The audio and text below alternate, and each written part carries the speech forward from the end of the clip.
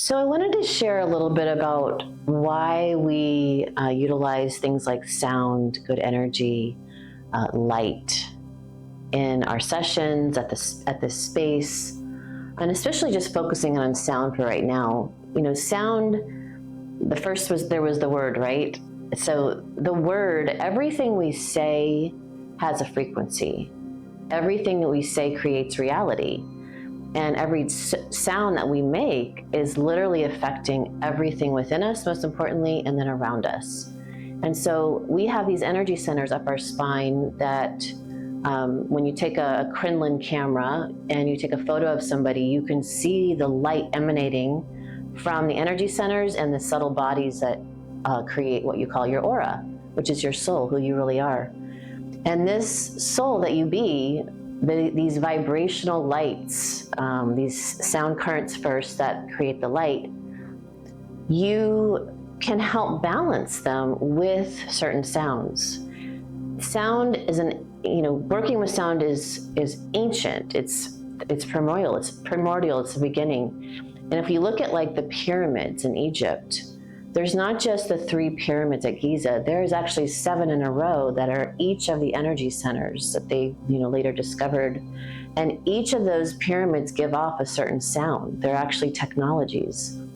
We also have churches. Churches are actually vibrational tools for healing. And that's what they were used for, was to give off the frequency and the tone where they were placed with ley lines and the currents of river. Where the altar is, where those intersect and cross, the altar is giving off a power, a frequency. The light that comes through, like the stained glass, which is the circular, is the actual, the sound shape.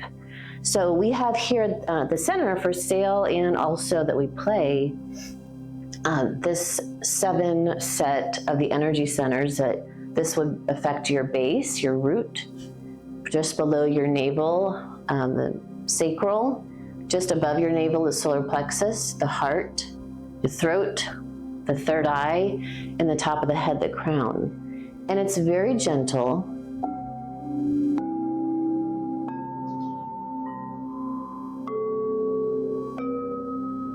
And you can tap them, and if I had more room, you could like play them, going all the way around.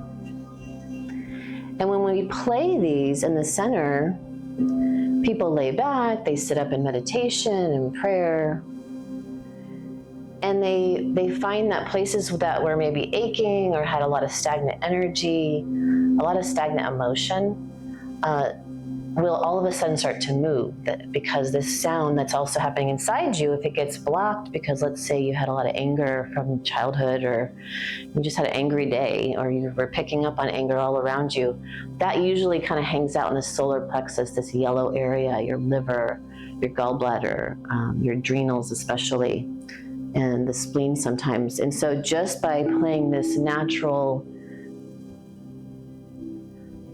the hertz, the frequency that matches that area of the body, it will help move those stagnant energies and help you get in touch with the feeling. Maybe you didn't even know what you were feeling. Some people will have like visions come over them of what they're actually upset about, and it can be very present. It also could be when they were 7 years old.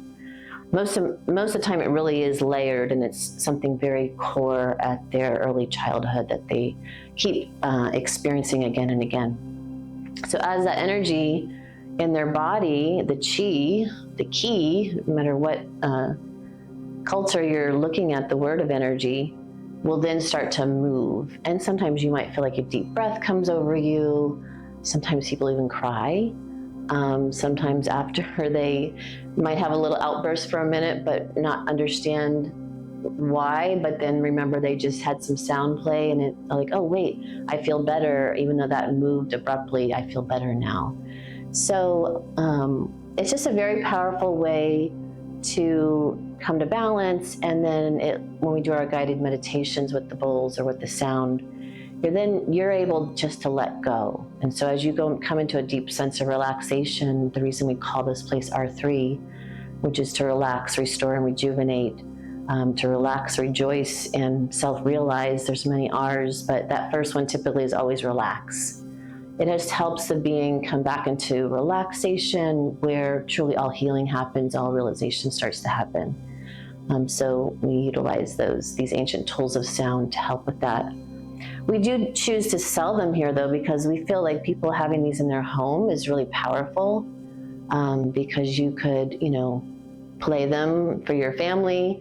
I do find that I take these to schools and children love them. They're natural at it. They're pretty easy to play. And when a child gets to get in touch with such a ancient tool, they come into these like really relaxed states, and sometimes they can relax their family pretty quickly, and the family is pretty surprised that their child, of 5 is playing a bowl.